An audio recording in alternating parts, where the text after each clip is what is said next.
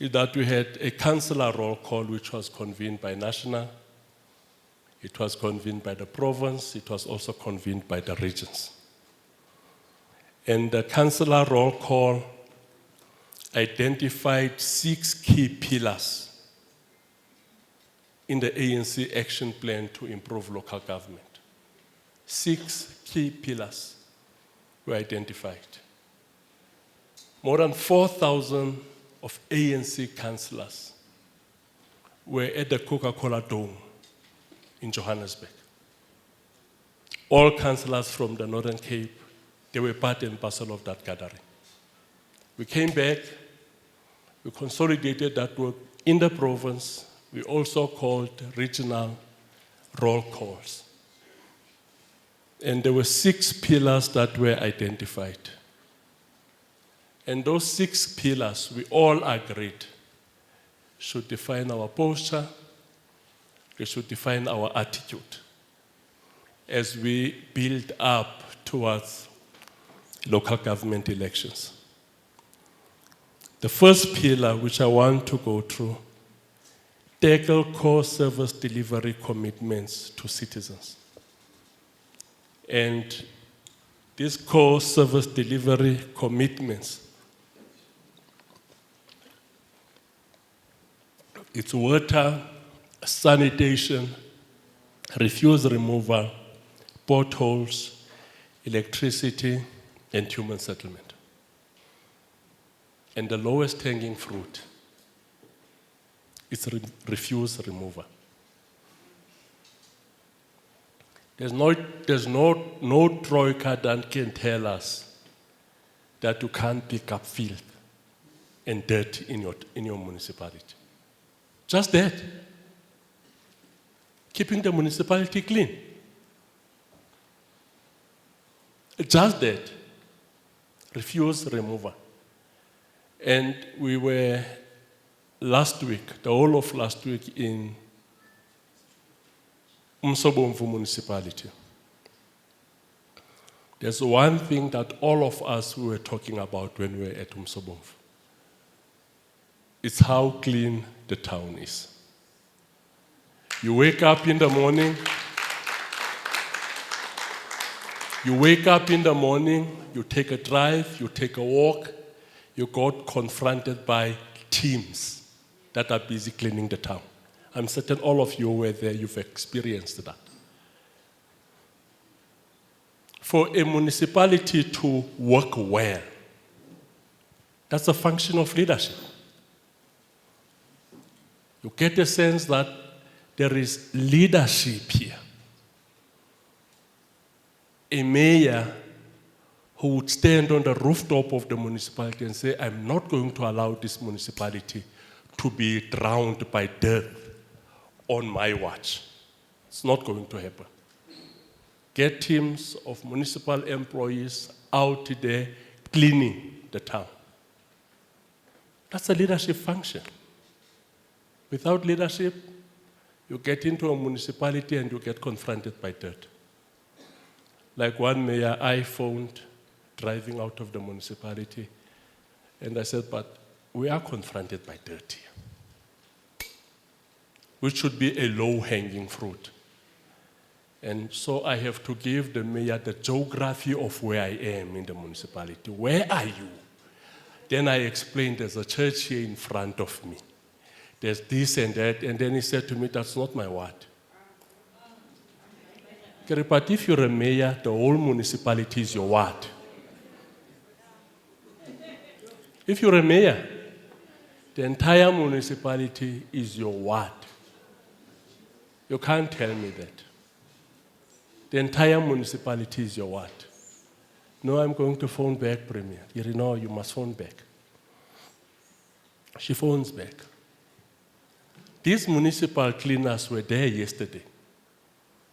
They collected dirt there. Die mense van die area, hulle is veel die mense. Die mense hulle wil nie skoon bly nie. So now we blame the people now, isn't it? Now the blame shifts now. We blame the people that the municipal workers were there yesterday. Why it's dirty today, I don't know. Maar die mensen, ons probeer haar, die mensen, hulle bly maar so veel. So we need to change that attitude. It has to change. That attitude has to change. Low-hanging fruit, let's just keep our municipalities clean. Let somebody get into a municipality and complain and say there's potholes here, but this place is damn clean. Let people come in and complain about potholes, but they should say the place is clean. And comrades, with the experience that we've accumulated over the past years now, and I know most of our councillors are doing their first term or second term or third term as councillors, we should be having the best experience in this country, best possible experience in this country on how to keep a municipality clean. So that was the first pillar. It was communicated by the president, directly by the president, to our councillors. And then we said pillar 2, it's effective and sustainable infrastructure. Ensure proper budget spending and improve capacity for maintenance. We are sitting with a very big problem in Gauteng, in Johannesburg, water problem. Residents are up in arms. There's no water there. Residents are up in arms now. They are taking this thing up, challenging the authorities. And it's all failure of infrastructure because we are not adequately maintaining service infrastructure. Now, at a critical year during elections, we are sitting with a major problem. So people who are going to trucks in Johannesburg to collect the water from water trucks, are they going to vote for the ANC? People who all the years have been having running water in their houses. Now all of a sudden, you must wait for a water truck, come to your street. And I saw a post by one of the activists there. He says, we are worse than rural areas because in rural areas, they've got boreholes. Here in Joburg, the biggest city in Africa, we are worse than the biggest and the most modern city in Africa. We are worse than rural areas. During a very critical year of local government. I know also here in the province we are sitting with similar problems. It was early last week, I received an infographic from the provincial secretary around water crisis in ZFM. That is David-Kruger municipality, which is the second biggest municipality in the province. So I went to check what could be the problem there. I had conversations with the mayor. I phoned the mayor. Chief, where are you? No, I'm here at the pump station. What's happening there at the pump station? No. One of the old pumps that abstract or extract water from the river? Abstract water from the river, it's broken. Oh, it's broken. Yes, it's broken, but we are working on this thing. There's so many communities which are affected. For me, that was the most important. It's capacity to break down the town and say this area and this area and this area and this area don't have the problem. There's 4 areas in my municipalities that have the problem. And I'm here to come to understand what the problem is. And I'm told that the pump will arrive 12 o'clock midnight. The truck is on its way with the pump. That's the mayor who tells me that. So I couldn't believe his story. I said, let's go to video call. Say, said, no, let's go to video call. We went to a video call. So then he showed me, this is what is happening here. And he calls one of the senior managers. You guys said, when is the pump arriving? This guy says, the pump will be the latest is 12 o'clock. If the pump arrives the latest 12 o'clock, we'll pump water into the reservoir. By 8 the latest tomorrow morning, the reservoir will be full and people will have access to it. But then he goes further to say, I'm here to understand what the problem is. I've scheduled meetings for each of the 4 affected area, community meetings. That's what he tells me. So I phoned him later. Said, the pump, he said, we are fortunate this pump arrived earlier. It was around 11. Sends me a message in the morning that the reservoirs are about to get full and people will have access to it. Around 12, the following day, people had access to it. So when he phoned me to tell me that people have got access to it, I said, you know, I've never slept. That's what he tells me. So you don't need a degree for that. Yeah? You don't need a university degree to know that's what you must do as a leader. You don't need a university degree. For us to know that's what people expect from us. People are not saying there won't be challenges in local government. And they are not even expecting that there won't be challenges. But what they want to see is that whenever we get confronted by these challenges, there should be leadership that stands up. That's what people want. That's what people want. I made a follow-up there. He phoned me, he was on site. He said, well, die probleem verstaan, man. Die man is besig om die ou pomp hier uit te haal. 12 o'clock, we are getting our new one. It's on the track. Around 11, the pump arrives, they install it. Around early hours of the morning, water flows into the reservoir. Around 12, people have got access to water. There in the municipality, they call him 9111. Yeah, they're in the municipality. They call Comrade Kazi 9111. Eh? 10111. Is it 10111? Oh, I'm sorry. I'm sorry for that. Yeah.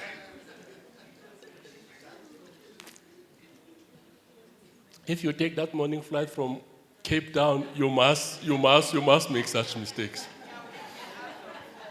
Yeah, I have to wake up at 4 and all of that. Yeah, then the municipality, they call him 10111. That's what they call him, 10111. He went to those affected communities, spoke to them. You can't be scared of people who vote for us. They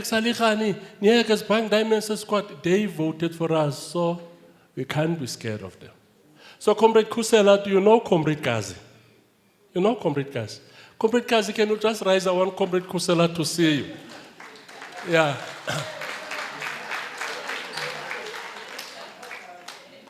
So that's leadership. So don't stop there, Comrade Kazi. Should not stop there. You should build on that momentum. People are sitting back. They sit back and say, damn, there's leadership in the ANC. You own the problem as the mayor without blame seeking. You attend to it, you communicate with the constituents. And we are very grateful about that.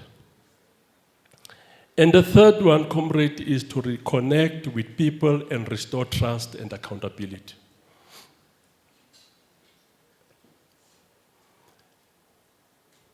And the call was, all our ward councillors must call ward meetings on monthly basis as we build up towards the local government elections. Is that happening? It's not happening. Our expectations are that ward councillors, they should have community meetings, ward meetings every month. And that is not happening. And it's not me who's calling for this. It's the National Executive Committee. And they did not even use the Secretary General this time around. They used the President to communicate this.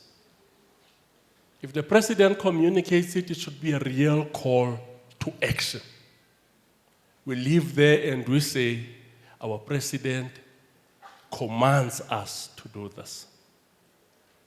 We came to the regions, we had events in the provinces, lots of money was spent, but no follow-up.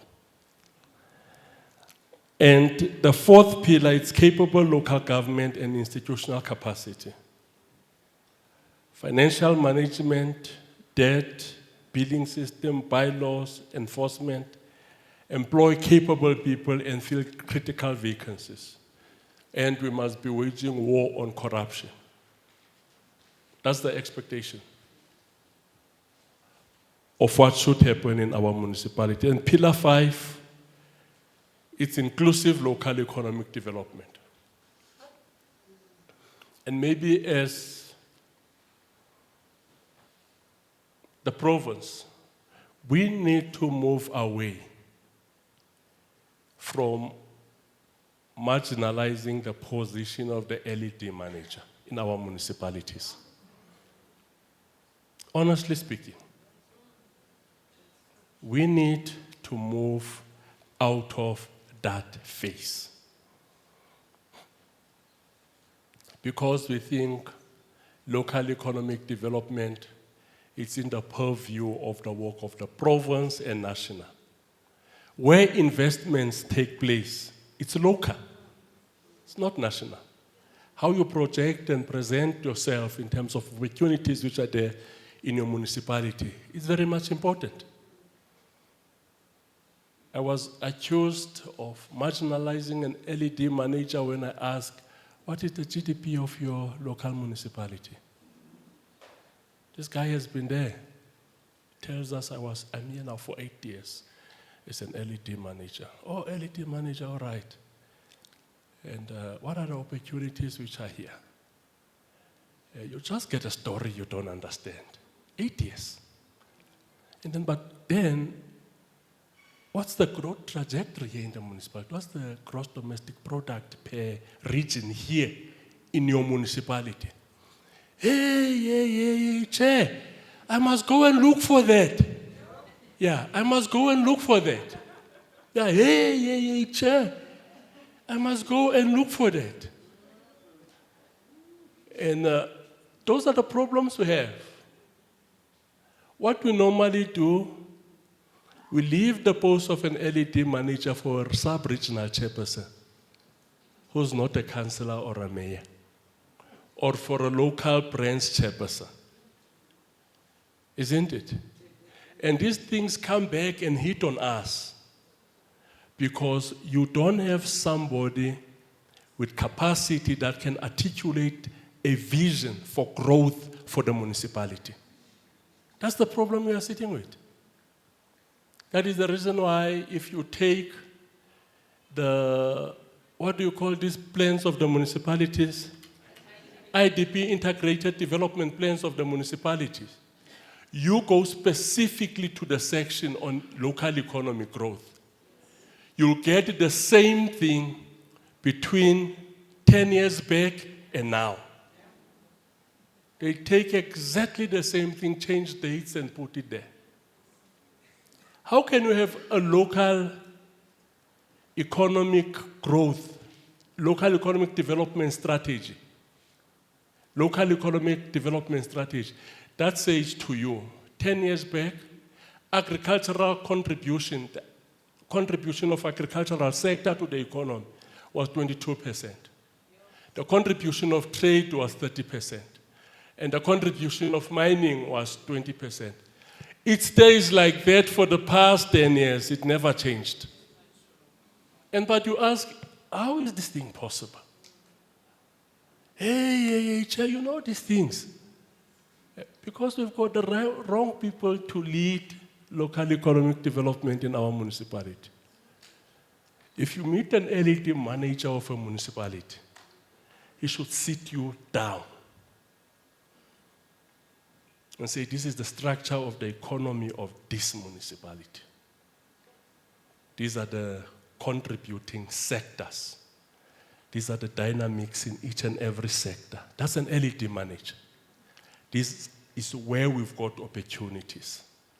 These are the structural constraints that we have in order for us to exploit these opportunities. That's an LED manager. Speaks like that. So you know, damn, this guy knows his business. This person knows what he's doing here in the municipality. But now we've juniorized the positions of LED managers. It's our forces. And you put that force disadvantages the entire municipality. You sit with a backlash, high levels of unemployment. So those are some of the issues that we have to look into. But the sixth pillar is strategic communication, which includes communicating challenges, interventions, and implementation. All municipalities have got spokesperson.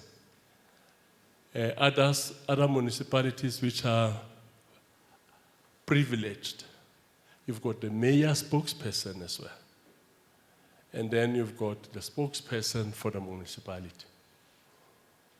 But in most instances, you get nothing from them. You get absolutely nothing from them. Years back, I attended a training on communications. And what Comrade Joel said there is that media is like a monster. You must keep feeding. If you don't feed it, it's going to eat on you.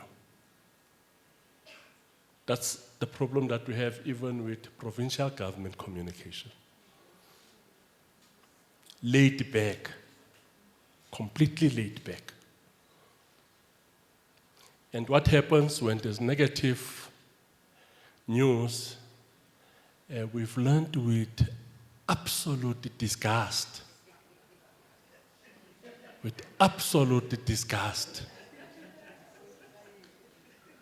That's the way we communicate. We've learned with absolute disgust. As soon as you say you've learned with absolute disgust, it simply means you are not providing leadership to the public discourse. Because the challenges that we are sitting with as the movement is that we are overwhelmed with negative narrative.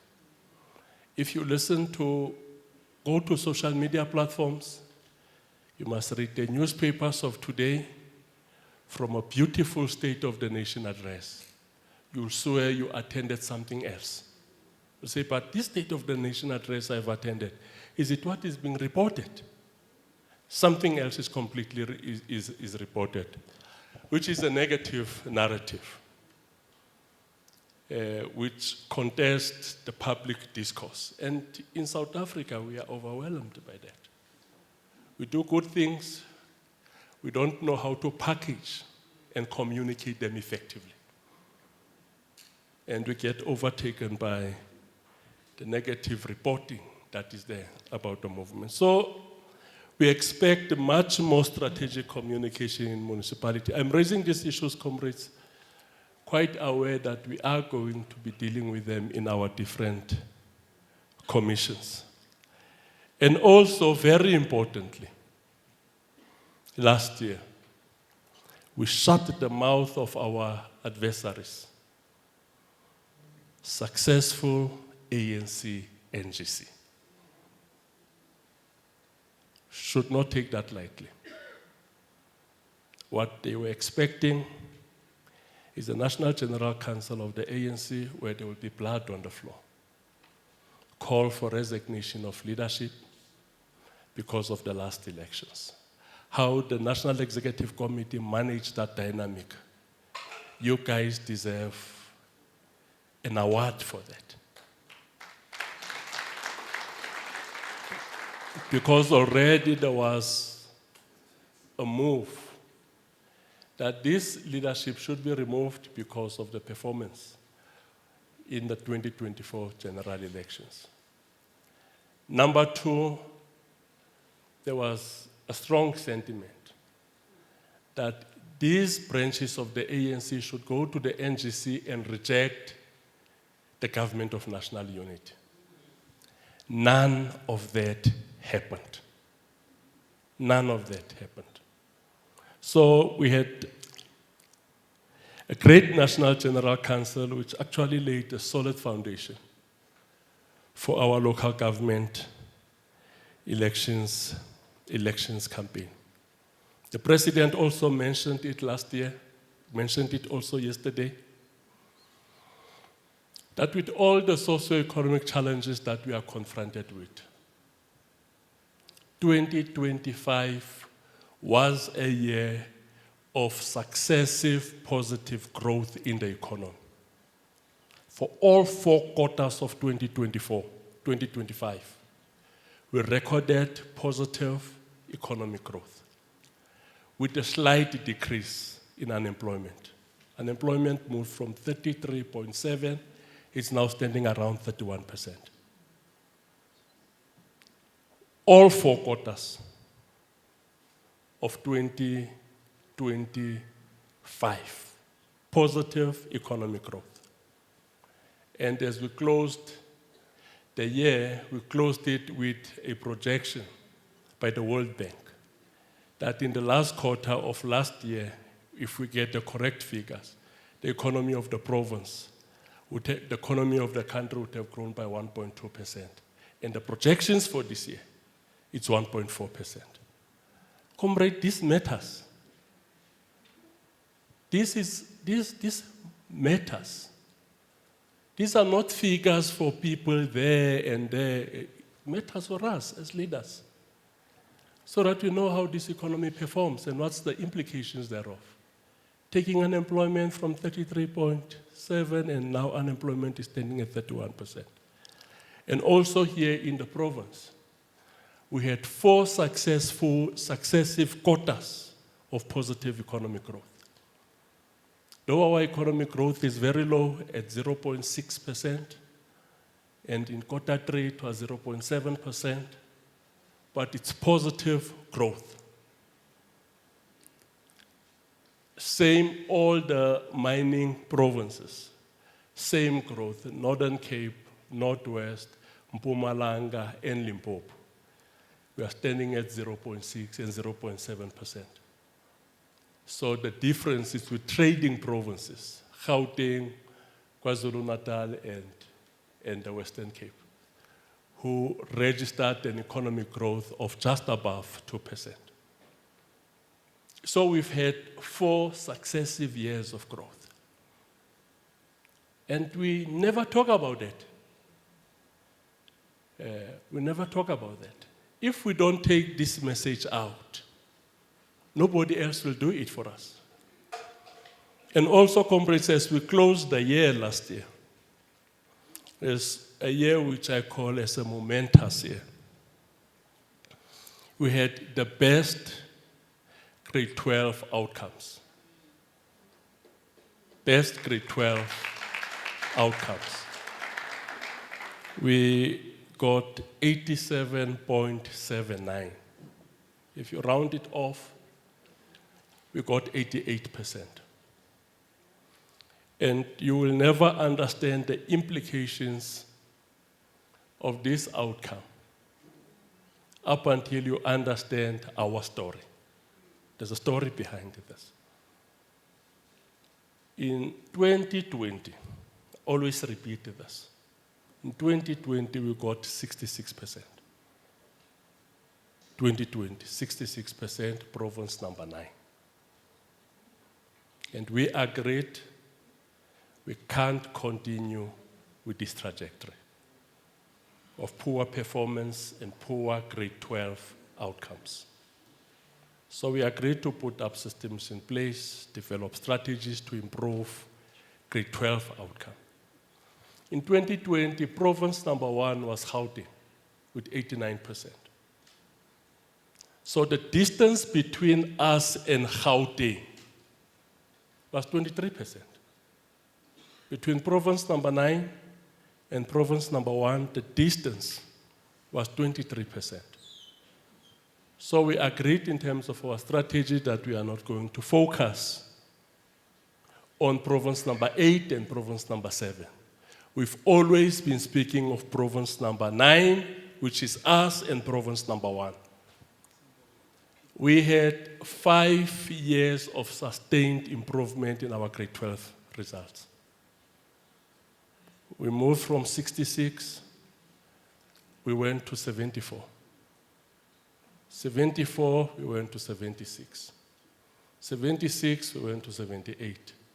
From 78, we went to 84%.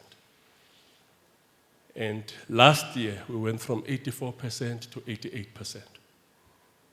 Closing then the distance between us and province number 1 to 2.6%.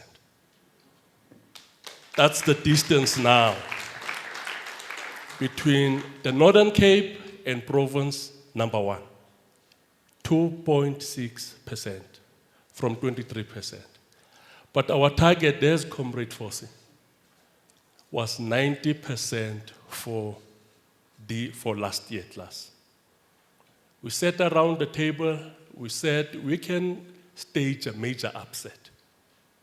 We can move from 9 straight to 1. That's what we agreed on.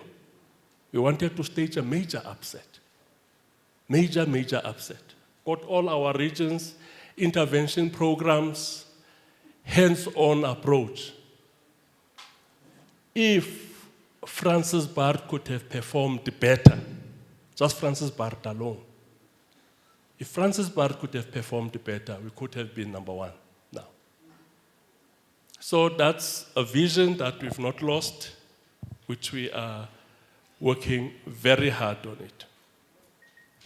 So, comrades, those are the developments that took place last year. A momentous year for the African National Congress in the Northern Cape. A solid build-up to 2026. I don't think there is any other province that has got this solid build-up to 2026. With a solid build-up. Because we are conscious about what we are doing. We said as we started this year, we should start this year on a better footing. That's the decision that we took. So this year, comrades, we started with the 114th anniversary celebrations in Rustenburg, in Moruleng, in the Northwest, on the 10th of January. And the theme for this year is very instructive. The year of decisive action to fix local government and transform the economy. That's the theme for this year. Very simple, straightforward theme. Number 1, it calls for decisive action. And number 2, it calls for fixing local government. And number 3, it speaks about transforming the economy. Simple, straightforward theme. And this Lekgotla is expected to respond to this theme. A theme, comrade, is the call to action. Isn't it, if you look into the history of the African National Congress, the first anniversary statement was in 1972. If you look through the history of many revolutions in the world, 1972 was a momentous year. So our first theme was in 1972. 72 was a momentous year. Yeah, that's the year when some of us were born. I'm not talking about the year of corporate Kenny. But that was the first theme. 1970, that was the first anniversary statement. So the leadership forgot about it. And in 1979, again, there was an anniversary statement. And the theme for 1979, it was the year of the spear. The themes before unbanning were very short. Now we've got themes which are more like a paragraph. When you read the theme, it's like you're reading a full paragraph. Short themes, extremely short. 1979, the year of the spear. Because there was focus on how best to strengthen the capacity of Umkhonto weSizwe, with the inflow into the camps of Umkhonto weSizwe after the 1976 Soweto uprising. And in 1980, the theme was the year of the Freedom Charter. That's what followed.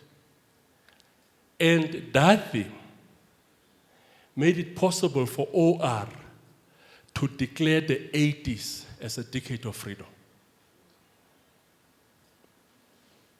Because that's what the theme said, the year of the Freedom Charter. Within this year, within this decade, as we start the 80s, it's a decade which is very close to the realization of the Freedom Charter.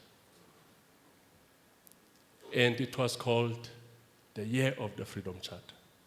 Then 1981, it was called the year of the youth.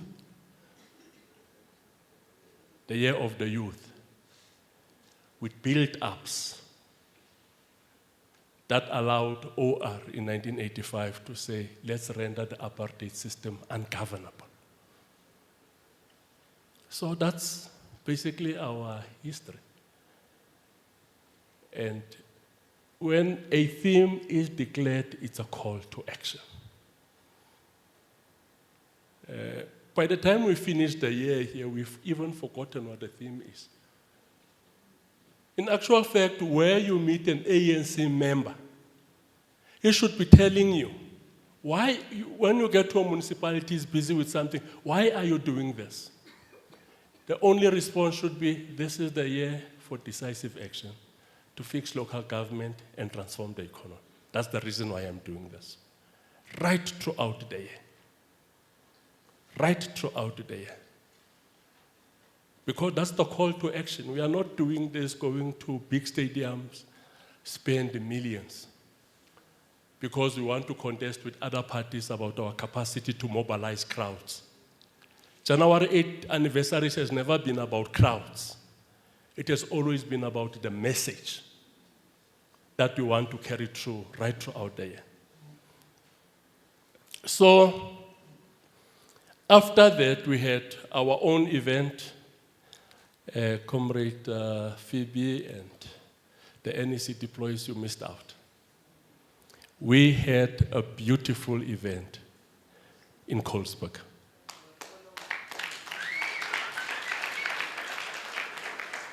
Which was addressed by Comrade Dakota.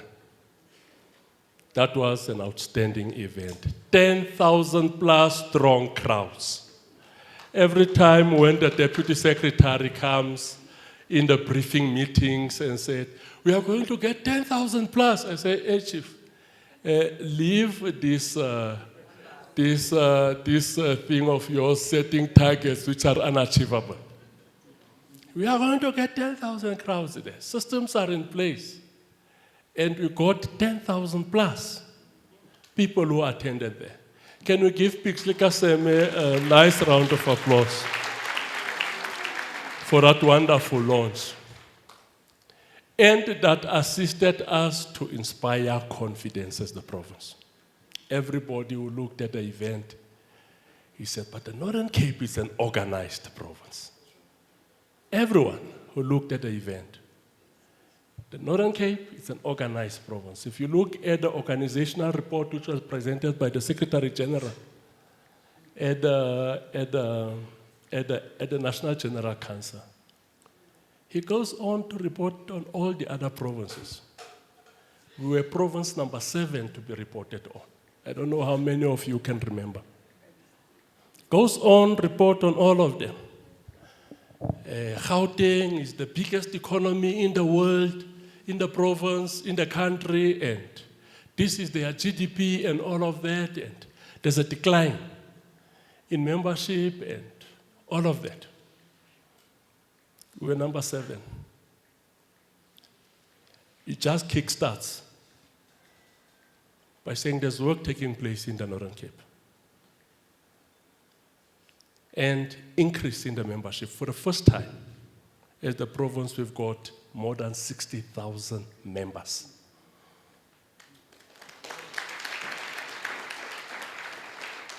I was the provincial secretary here for years. I used to be happy with 40,000. When we've got 40,000, hey, I celebrate. I know I'm going to get the next term as the provincial secretary.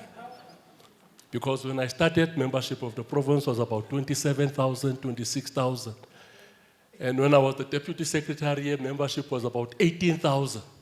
And we'd see Neville would pronounce it with pride. Hey, our membership is now standing at 18,000. Hey, we give him a nice round of applause. And it went to around 27.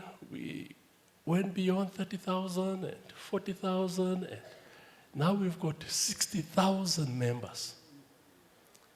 In terms of delegation, from branches, we had more delegation to the NGC than KwaZulu-Natal. The only thing that KwaZulu-Natal could beat us with is the regions. They've got 11 regions. Maybe we'll have to start cutting and do the Titi Mabuza style. Start cutting the regions into 2. We can do the Titi Mabuza. Yes, Lady. We'll have to do it that way. That was your way and cry there in Pumala. A region, they cut it in 2 or 3. We have to start doing that as well. A branch, a ward. They will cut a ward into 5 branches. Yes. Comrades, we'll have to get Comrade Rodney and Motlaping to start working on that design.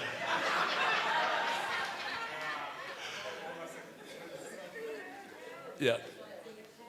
But what was significant about our province, on all indicators of organizational growth, we got positive reporting.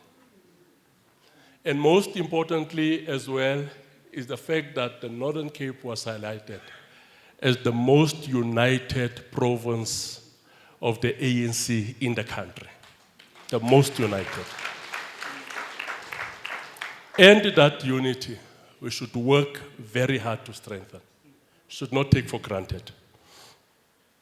So, we've started then this year with the National Lekgotla. We went to the National Lekgotla. From the National Lekgotla, we went to the State of the Nation address. That was a beautiful State of the Nation address under very difficult circumstances.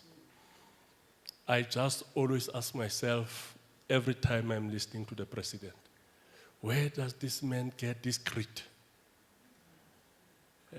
You can say whatever you want to say about the ANC president. The man has got gravity. He's not defined by pettiness. He's a leader who can stand up and you are certain he's not going to embarrass the organization. And that's what we experienced last night, under very difficult circumstances. It's got gravity, it's got focus. When he stands up, you don't become anxious and nervous that we'll be embarrassed now as the organization. You know it will be a moment of pride. That's what you know. standing in front of him, sitting there watching him. You know, it will be a moment of pride. So I think let's give the president also a nice round of applause. So comrades, we are here in our own Lekgotla and preparing ourselves for the State of the Province address that will be hosted by Namakwa. The State of the Province address will be in Springbok. And that State of the Province address will be preceded with the launch and opening of the Oncology Center. What that means is that cancer patients from Namakwa don't have to be on the road for almost 1,000 kilos to come to the tertiary hospital here in Kimberley, or to be on the road for 400 kilometers to go to our hospital in Uppington. So now we are putting up an oncology center. But in terms of clinical capacity, that oncology center is likely to have much greater clinical capacity compared to Robert Sobukwe and Dr. Harry Surti hospitals. Because the company with whom the hospital was built, Vedanta, will use telemedicine. We went to India to see the cancer hospital of the company we are talking about, Vedanta Zinc International. All your best cancer doctors and cancer specialists who are in the UK, they've recruited them to that hospital. All of them, when you speak to them, no, I'm from UK, professors on oncology. So there will be telemedicine. I don't know how to explain, it's called telemedicine, where people who are in Namakwa at our oncology center will be subjected to diagnosis by doctors in India at that hospital. So that's how it's basically going to work. So your best cancer doctors who are in India, they are the ones that will be doing the work at that hospital through telemedicine. So that is basically where we are, which I firmly believe is a major achievement. And we got also recommendations from the region to call that oncology center Bobo van Wyk. Is that the right name? Yeah.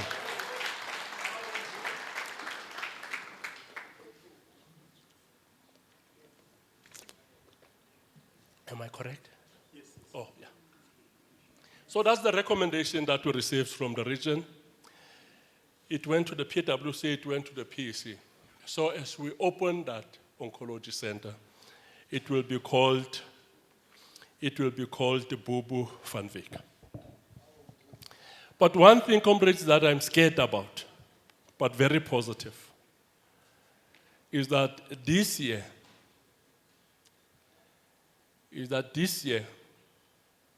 if we don't rise to the occasion, is the year where for the first time, this generation of leaders will have to accept the defeat of the African National Congress. The decline in the electoral support of the ANC started in 2009. And between 2009 to 2024, all of us were speaking about the trend of shedding of electoral support. It was a trend, that's what we used to call it. This is a trend because each and every elections we expected to lose numbers. In 2024, we did not speak of a trend. When we went below 50% to 40%, we spoke of strategic setback. Strategic setback, it's gaslighting. It's manipulation. That's what strategic setback is. It's manipulation. So we manipulated the situation, not to project ourselves in a helpless situation.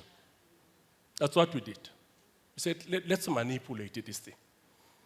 And then we called it a strategic setback. It's a strategic setback because that outcome has got a direct implications on our capacity to prosecute our struggle, which is the National Democratic Revolution.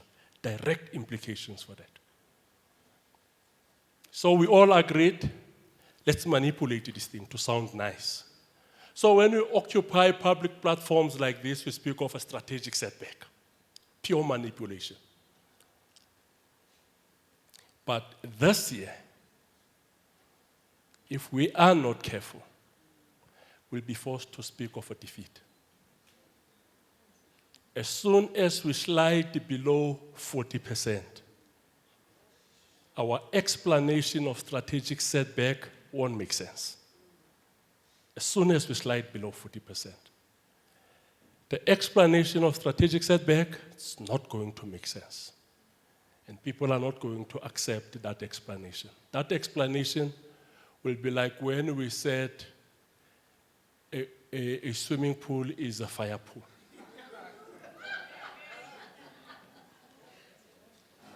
If we emerge, comrades, out of these elections with less than 40%, we'll have to go out and say the ANC is defeated. We are defeated by the collective strength of opposition parties. That's what we'll have to do. And if you look at all the poll outcomes, they are directing us to that possibility. If you had an opportunity to go through the organizational report presented by the SG there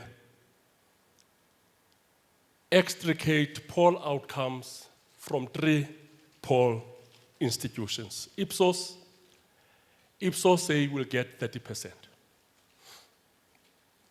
Afrobarometer says we'll get 27%.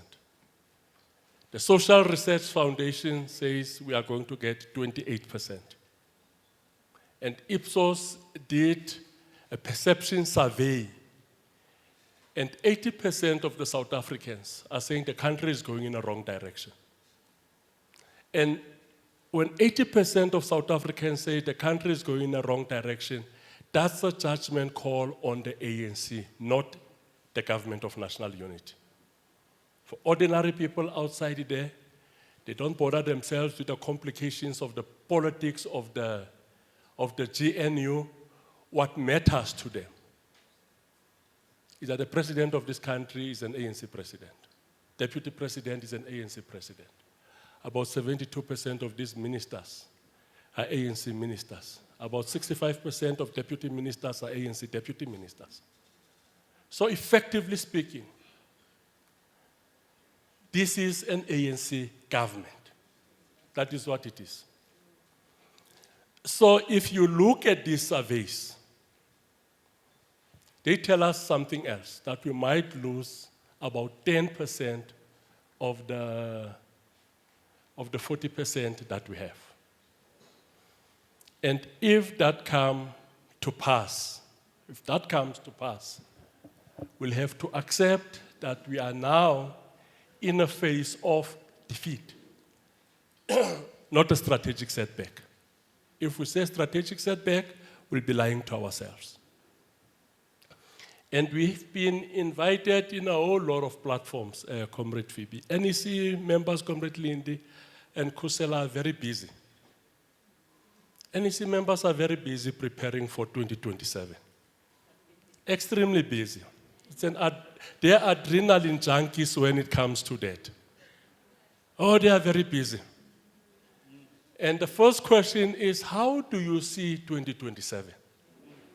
Hey, we want to engage you, comrades from the Northern Cape. Hey, you comrades, hey, you know this and that and that. How do you guys see 2027? Our standard response is that we can't see 2027. It's not even blurry. Because we are sitting with this big Kilimanjaro in front of us, which is 2026 local government elections. How do you see when you are sitting with this big mountain right in front of you, which is 2026 local government elections? There's no way you can see 2027. Because, comrades, the attitude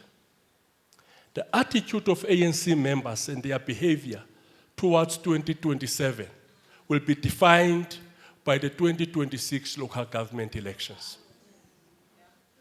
We might have candidates which are projected now. If you get 30%, the ANC branches will say, you've been here. It was a free flow. What did you do to stop it? We are sorry, we love you, but we'll have to go and look for somebody else. That is where we are likely gravitating to. So, comrades, our primary focus as the province is to conquer this Kilimanjaro, Mount Kilimanjaro, right in front of us. And not seek things that we don't see. So if you get confronted by a question of how do you see 2027, the best response is, I can't see 2027 because I'm blinded by the 2026 local government elections. In order for us to win the 2026 local government elections, we need to reboot and to rise to the occasion. That's what we need. We need to reboot and rise to the occasion. If you meet a PEC member of the ANC, you must meet a PEC member of the ANC, you can see this PEC member is rising, is pushing to rise to the occasion. If you meet an REC member, because of how critical this year is, you must see an REC member that is pushing to rise to the occasion. So what we require to reboot and rise to the occasion is that we must have a daring attitude as leaders of the ANC in the Northern Cape. We should not be leaders that are characterized by vainglory and puffery. That's not the kind of leaders we should be. Characterized by vainglory and puffery. You love your position more than you love the work that comes with that position. Because this position we occupy comes with responsibilities. Responsibilities of sacrificing your families, sacrificing your children, sacrificing your time in order to ensure that we get the ANC on the right trajectory in the province. So the reboot and the rise to the occasion moment will require 7 things, comrades. And one of those things is that we should revile this unity. Anyone who tries to divide us, we should isolate that individual.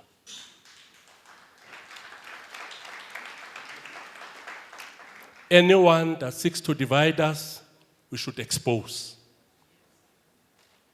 Because unity of the ANC in the Northern Cape is sacrosanct. Something that we are not going to play around with. Going to protect the unity of the ANC in this province. Most of you, you've been part and parcel of the journey to build unity here. And that unity, we must protect with everything that we have. That's the call to each and every member, leader here in this province. Because if we are not united, there is no way that we can confront these local government elections as a formidable force. And there is no conference that is coming in the Northern Cape. I am going nowhere. I need to make that very clear. I was elected last year by conference to take this province to local government elections, thereafter to 2029 elections.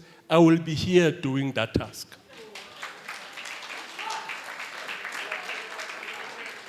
So talks of an early conference and me getting elected into the NEC, that's just hot air. It will never happen. Because I've got a mandate here which I'm not going to abandon up until the bitter end. So I'm a completely different caliber of leader. I'm not elected to be the provincial chair as step ladder to the National Executive Committee and the top 7. That's not what I'm elected for.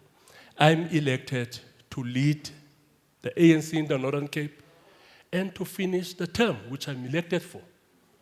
If after finishing that term, I'll have to go and be unemployed, I will be unemployed. But there's a term I must finish, and that term will be finished. So there's no talk of me getting into the top 7, getting into the National Executive Committee. It will not happen. Because I am not here to using this position as a step ladder in order to get into the top 7. And the most who tried to do that will have to go and look back where they are today. Yes, many who tried to do that. Go ask yourself, where are those comrades now? Where are they now? It's either they are in political wilderness, disgruntled, and despondent ANC members. So there's a term to finish here. I'll go to the next conference and say, you elected this collective, and I must lead this collective. This is the mandate of this collective. And this is so far that we managed to implement it. And say to that conference, now I'm on my way out, I'm handing over the baton in a proper, disciplined, and decent way. Not cause disruption within a term of a provincial executive committee that is sitting with a major task of creating resurgence and ensure that this organization recovers. It's not going to happen. So, as part and parcel of our program to reboot and to rise to the occasion, I said, number one, we should revile disunity. Let's isolate divisive individuals from within our ranks. Number two, we must have a correct temperament as leaders. We must not infuse our personal likes and dislikes, our emotions in the work of the organization. That's what we want. Correct temperament. When the president was presenting his speech there, the EFF was trying to disrupt him. Pala pala, pala pala, pala pala. Did he respond to that? That's a leader with correct temperament. Did not personalize it. Did not personalize it. Leaders who personalize these issues, they are a burden to the organization. Serious burden to the organization. So we need correct temperament. Leaders who appreciate the fact that we are building an organization and there's a need for us to act with a sense of urgency. Comrade Gazi, in the small municipality that we are running called David Creeper, you showed the correct temperament. At a time when the community was up in arms, fighting to get water, you never personalize it and make it your problem. You never did that. What you did, your first instinct that was triggered was how best to solve the problem, and people must see me as a solution to this problem. That's correct temperament. So, comrades, we need leaders with correct temperament. We all have emotions that we can throw around, but we just don't care about your emotions. No, we don't care about that. What we care about, it's you putting up your sleeves and doing the work that the organization expects of you. And number 3, comrades, we must be better organized as well.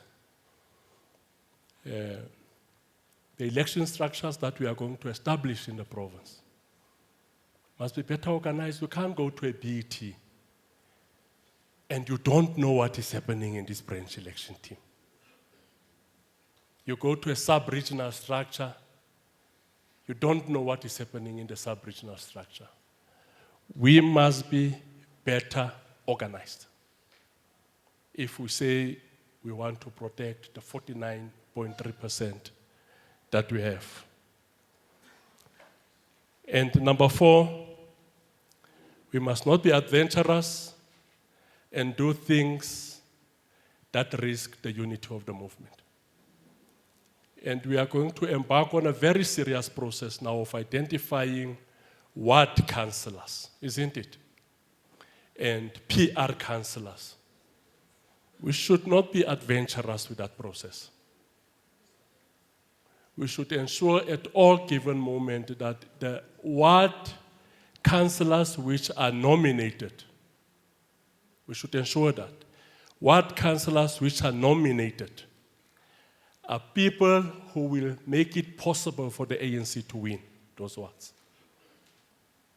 We can't be adventurous with this very critical task that we'll be sitting with. So, number 5, we must work very hard.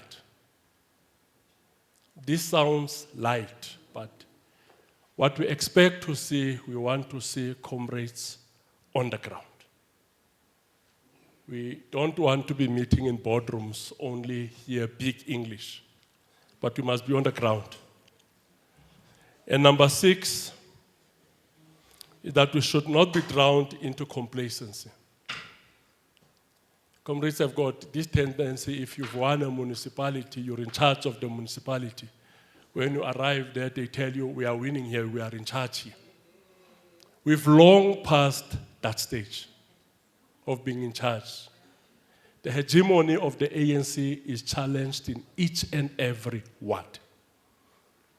There is not even a single ward here in the province where the hegemony of the movement is not under attack. We lose wards in our traditional support places like in JTG, in Joe Morolong, we lost the ward to the EFF. And some of the wards in years. So there is no given. In order for us to win a ward, we will need to work very hard. And also, what we need to do is to have a battle plan. I know the Secretariat is working on that. We've put up a war room. And that war room structure is replicated in regions. Each region should be having a war room by now. First program of this war room, we agreed we are going to visit the 14 strategic municipalities. That accounts for 73% of the voters in the province. If we consolidate our work in those 14 strategic municipalities, clear program of action on how to improve services, we are likely to perform much better with the 2026 local government elections. So, comrades, as I close, on the flight on my way back, I was reading maybe for the 10th time the book Weapon of Theory by Amilcar Cabral. I don't know how many comrades had an opportunity to read it, but it was published in 1966. Amilcar Cabral is the leader of the liberation movement in Guinea-Bissau and Cape Verde. And Weapon of Theory was first delivered as a speech at a tricontinental conference of the peoples of Asia, Africa, and Latin America in Havana. That was in January 1966. So Amilcar Cabral is the leader of the liberation movement, and revolutionary movement was requested to go and make this presentation on the plight of colonized societies. And the book is a foundational text of critical and anti-colonial theory. So if you do anti-colonial theory at the post-grad level, and the first thing which your supervisor would look for is this book, Weapon of Theory. If you don't have it, he can send a script back to you, because it's very critical on anti-colonial theory. So Amilcar Cabral, comrades in the book, raised a few arguments. But the key argument from the book is that national liberation requires a weapon of theory. I'm sure many of you, when I speak of a weapon of theory, you think about big books and all of that. And how he explains what weapon of theory is, he says it's understanding of the specific socio-economic context of a country. It's a practical understanding. Without reading a book, just practical understanding of the socio-economic conditions of your country, of your province, and your ward. He calls that a weapon. Because without that practical understanding, what are you talking about? Because in our training, as ANC cadres and as revolutionaries, our thought process is inductive. We first start by being informed by what we see. That's where we learn from first. The practical realities, what we call it, the material conditions that confront our people. We learn from there first. In order for us to better explain that, then we go and read your Marxism, your Leninism, and all the other different theories. But our starting point is us having a practical understanding of what is this problem that is confronting the communities. And number two, is arguing that the rejection of the notion that liberation struggles are fought merely for abstract ideas. That the weapon of theory is to reject that our people fight for abstract ideas. Better life for all. People want to see houses, they want to see water, they want to see getting job opportunities, not for abstract concepts. So that's the second issue that he raises. And the third issue that he raises. Whilst Cabral was a profound thinker, he was one of the profound thinkers in Africa. He emphasized that theory must be derived from practical experience, what he calls as praxis, the integration of theory and practice. And he argues that militants should not allow their own enthusiasms to make them lose the vision of concrete reality. So we can't be sitting here and speak about the National Democratic Revolution and we lose the vision of concrete reality. So what he emphasized is that learning from one's experiences of struggle is a foundational element of a success of a revolution.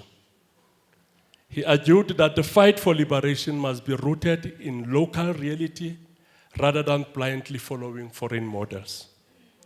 So he goes further to argue that the struggle is a school, as he believes that the struggle itself is a process of education, allowing people to learn from their mistakes, improve their methods, and to conquer what he calls as the fear of nature. He says through our learning process, by being practically engaged with the problems that people encounter, we learn to conquer the fear of nature.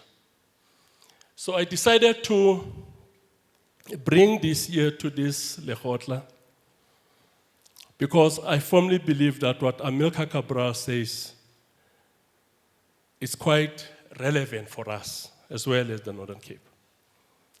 You know, over the years of our involvement and active involvement in the struggles of the people of the Northern Cape, we missed opportunities to learn from our own experiences.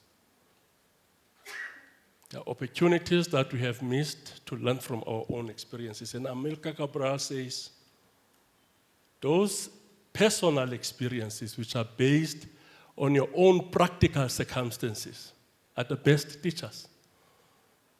That's basically what he raises.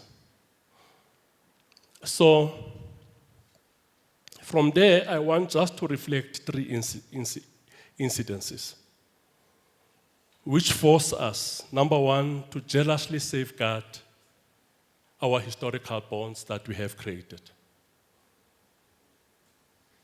Number one, we need to jealously safeguard the historical bonds that we created. And number two,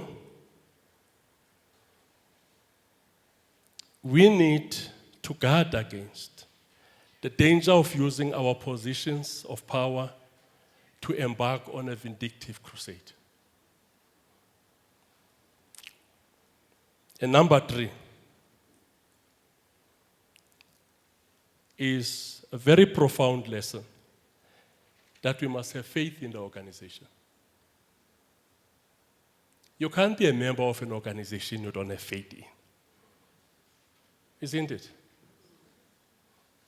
You can't be a member of the organization you don't have faith in the organization. So when we went to the last conference, just to be short, there was a nagging question of who should become the Secretary General of the ANC. So I undertook a trip to go and meet with Comrade Mondli in Joburg.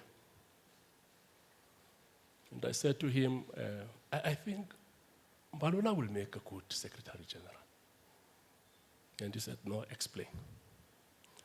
So, and basically I was literally shocked. Oh, no, Temple, you can't come with this thing. No, that's what I think. And after having convinced the secretary, before we brought that thing to the PEC. So, we did not really agree. And he asked me the reason. During the 2007 conference, after the announcement of the results for the national, for the top 6 then, we all as the lobby group, you can call us a faction, we went to Castle Matale's house in Limpopo to finalize the list for additional members. So the list was finalized. The list was finalized around 3 o'clock in the morning. So Mbax arrives there. He says, who's representing the youth league here? And then, no, Julius was here. And in finalization of the list, he took the list, he went through it. And then he says, where's Malusi on this list? So Comrade told him, no, the list is final. He said, no. No, it can never happen. As a president of the youth league, I should sit here and be party to a process that cuts short the political career of a former president of the youth league.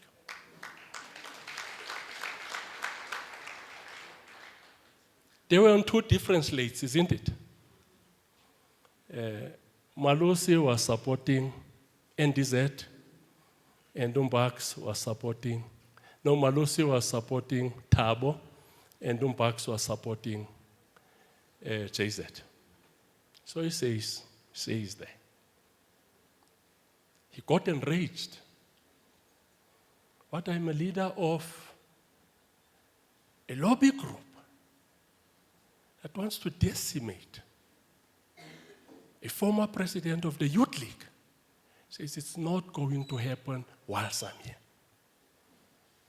despite our differences.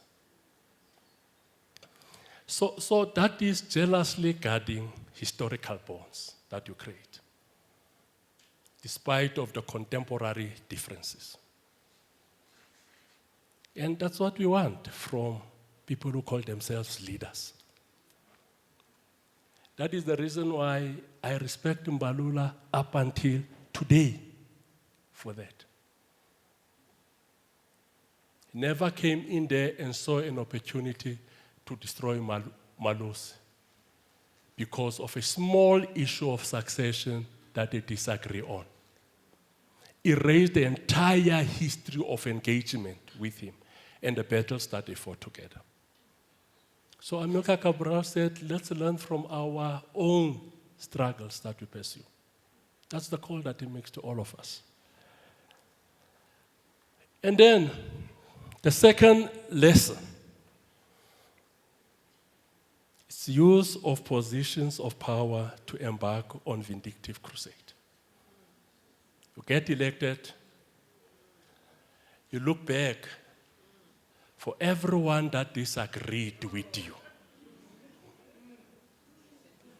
You must put them on a guillotine. Everyone that disagreed with you must be destroyed. Isn't it? Everyone that disagreed with you must be destroyed because now you have made it as a leader. Now you deploy this power against those who had the different views against you. Comrades, that's not leadership. Leaders build bridges. That's not leadership. Kumkhova lo. I don't know how many of you understand this Zulu. Kumkhova. Umkhovu. Kumkhovu lo. That's not a leader. A leader builds bridges. A leader first goes to the people that opposed him or her and engage them. Create a platform of engagement with the ones that opposed you. Because the responsibility as the leader, you must continue to work hard at the risk of projecting yourself as a weak leader to build the unity of the movement. At a risk.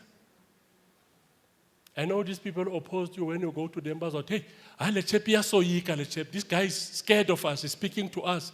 But you are the leader here, not them. You must go and talk to them.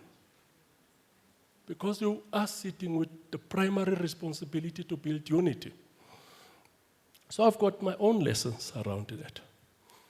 So when I started in the PEC around 1998, there was Comrade Motlatsi here who were representing JTG. Comrade Motlatsi and Antise. Comrade Kenny and Motlaping, they were not leaders then in JTG. And they went to a regional conference. Comrade Kenny and Tlhapi got elected. Solid combination of a regional chair and a regional secretary. Yes, Tlhapi. Yeah.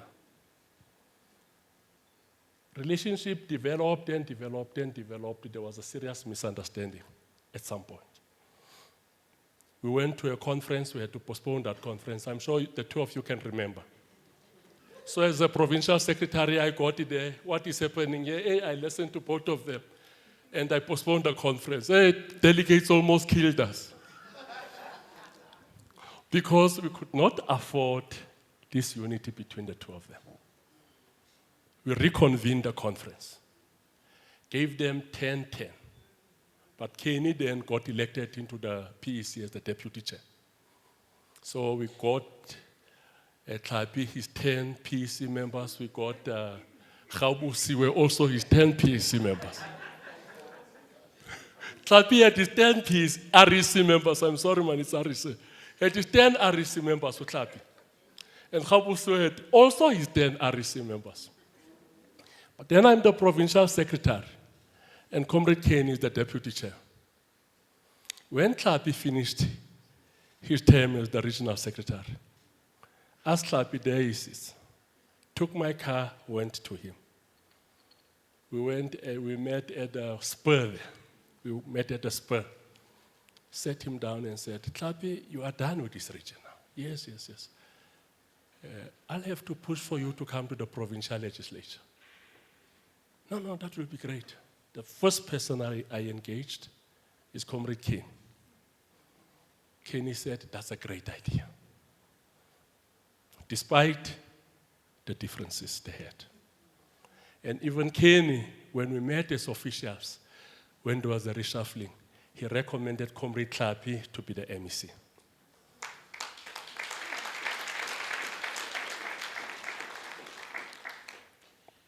So Comrade Kenny had a choice between two things. To use his position to destroy Tlhapi, or to use his position to affirm him. Isn't it? You had a choice to do that. By that time, you were not even an MEC, you were the Speaker of the provincial legislature. So you had a choice. But what did you choose to do? Is to affirm him. That's where Tlhapi is today. I'm sure you are very proud of the decision that you've taken. You never use your position of power to embark on a vindictive crusade. That's toxic, comrades. That's toxic. We went to a conference in Colesberg where we got elected. Comrade Kenny was on the other slate as the deputy chair. We were on the other slate. Zamdesh. Yeah, we were on the Zamdesh slate. We were on the Zamdesh slate. After the election of the top 5, the Zamdesh group, dominant, with a sense of triumphalism, put up a list of additional members, 30. I got the list. I called Tlhapi and Jack. I said, the two of you come here. I said, the two of you come here. And then what? I said, we can't have a list of additionals here without Kenny. Tlhapi said, I agree with you.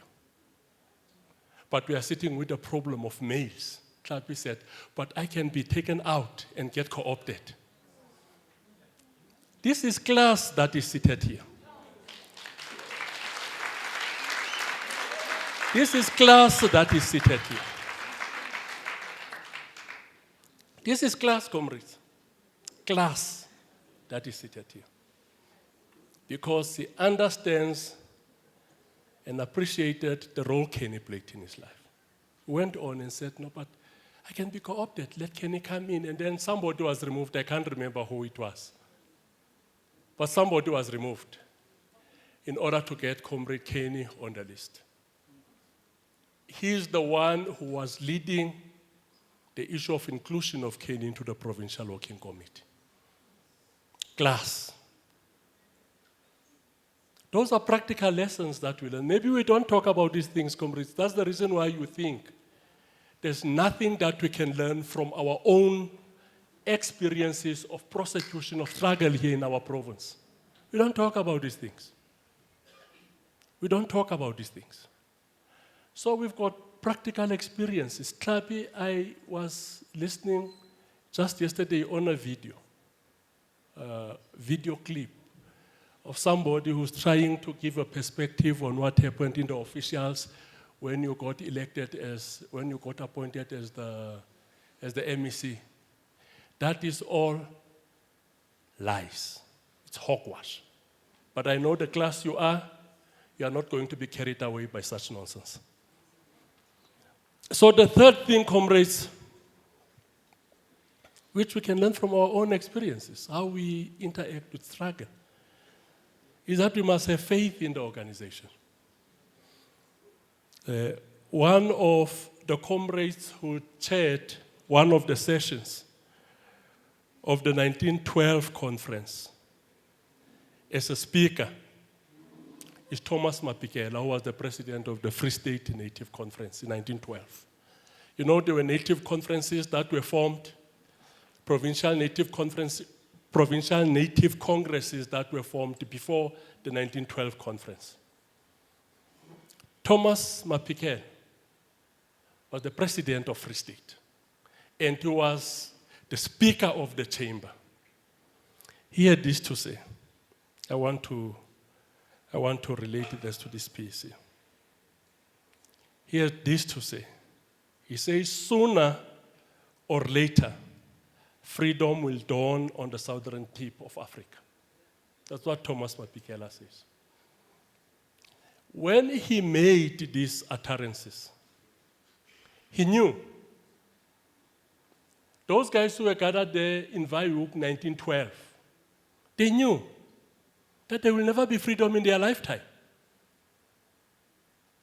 They knew that very well. But they had faith in what they were creating, that we are laying a seed here that will lead to total liberation of the oppressed masses in the country. And most of them, when we are not there, they had faith in posterity, faith in the organization. They believed in this organization. You know, you get a PC member, when is my deployment coming? Hey, I'm not even going to attend these PC meetings because you don't trust the organization. You don't trust it. How we've been brought up is that you must work and work and work and work and work and work and work and work. At the right time, the organization will pick you up. Work and slave for the movement. At the right time, the organization will pick you up. Without any sense of impatience. Organization will pick you up. Definitely. So Mapikela says, knowing that he will never experience freedom in his lifetime, that sooner or later, freedom will dawn on the southern tip of Africa because he's got faith in posterity. That this organization of mine will achieve the ultimate goal and its historic mission, to liberate the oppressed masses of South Africa. We went to a list process. During that list process, we came back with a list which had only one name in JTG. Some of us got even phoned by traditional leaders in JTG saying, man, we can't have only one person. I got phoned even by the chair of JTG there. Can't have one name from JTG out of the 50 names. As this collective, we embarked on a difficult process of having to eliminate 2 comrades in order to accommodate for JTG. Principled decision that we took. I see Comrade Monakali was seated here. We called Comrade Monakali. Come here. He's number 11 on the list. We set him an MEC for that matter. We set him right in front of us. We said, Chief, we are sitting with a problem. Yes, what is the problem? You must move out. Move out of what? You are no longer going to the provincial legislature. Why? No, there's a problem here that we need to address. We need to cater for John Taulo Khaitziwe, which is one of the biggest contributors to our electoral support. The region can have one name. We looked for Monakali right in the face. And we told him, by the time you leave here, there should be a resignation letter from the list to the provincial secretary. Do you know what Monakali's response was? Will the secretary assist me to write the letter? Yeah? That was his response. Will the secretary assist me to write the letter? Never took it personal. If it was somebody else, He was going to go behind this table and see lots of conspiracies and hey. Uzamani akanifuni. Hey, Zamani has got an agenda. Oh, Deshi. Yabona the agenda ka Deshi against me. Did not say that, Comrade Phoebe and Lindy and Kusel. He said, will the secretary assist me to write a letter? This is a PEC member. It's an MEC. He's on the safe zone on the list. Now he must resign for us to address a predicament that the organization was confronted with. We did that. I've never heard any rumors, any gossips, any conspiracy theories from Comrade Monakali. And let me tell you, for that matter, Comrade Monakali is by far a political senior to me. Yes, Comrade Monakali was elected on the first REC of PEC Lekgotla after unbanning 1992 as the Deputy Regional Secretary. By far my senior. By far. Went out, worked with the secretary, they signed this thing. He resigns. The next person was Mervyn Glute. We called Mervyn in. So these comrades, they thought maybe as we are calling them in, we are going to dish MEC positions. They come in very excited. So they come in very excited. We got Mervyn to sit down there. Said to Mervyn, there's a problem. What is the problem? Said we need to increase the representation of JTG on the list. Oh, okay. We want you to give space so that we can get a comrade from JTG to come and serve here. I said, no, that's not a problem. So Movi wrote his letter and he moved out.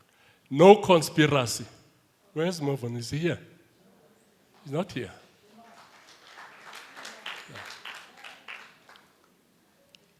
No conspiracy at all. Mervyn did not go to JTG, mobilize JTG against this PEC because he carries some conspiracy with him. Principled decision, which at a critical time required principled members. Both comrades left, so we had 3 names now from JTG. We had Donovan, we had,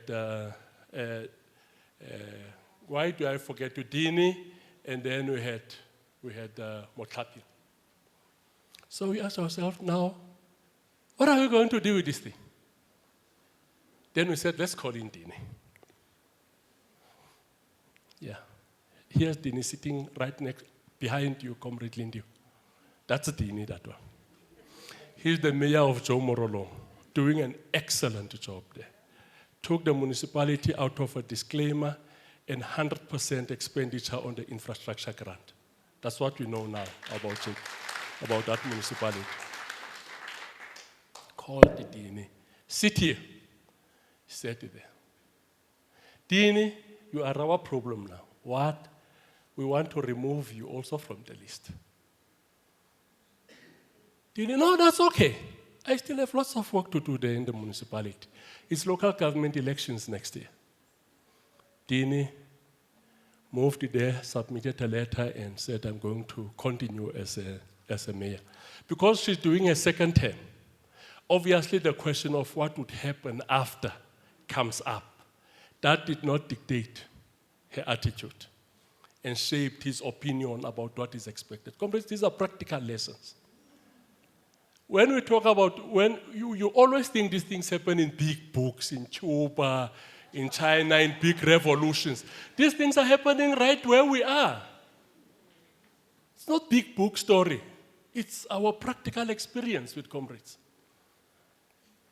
And why these comrades did that? Why Monakali? Why Mervyn? Why Dini? Why is it that you never gave us problems? It's because They trust their organization. They've got faith in the movement. They know today it might be difficult, but I know this thing will be addressed by the organization. It's having faith. You can't lead an organization you don't trust, you don't have faith in. You'll sit here as a PEC member with a D in front of your name. A disgruntled PEC member. Because you don't have faith in the organization that you are leading. A disgruntled REC member. These comrades moved out. Monakali is now the HOD for the Department of Agriculture. There's a vacancy in the legislature. We sat down as this leadership collective and we agreed the most deserving case. It's a movement.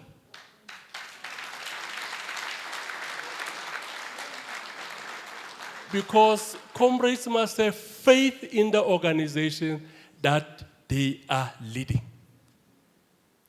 That's one of the most practical and critical lessons that we must learn. So comrades, with those few words or many words, I hope that we'll have a very successful Lekgotla of the African National Congress. Amandla.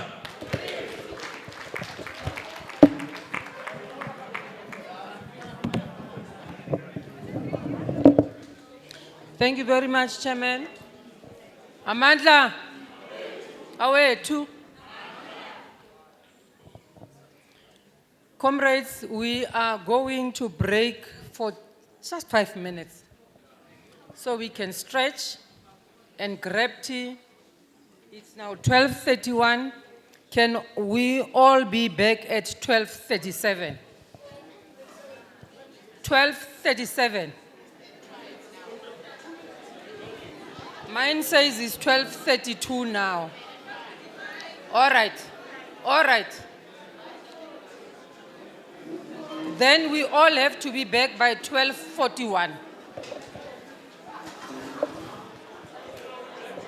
12:41, Chair. Comrades, quickly just grab your tea and come back.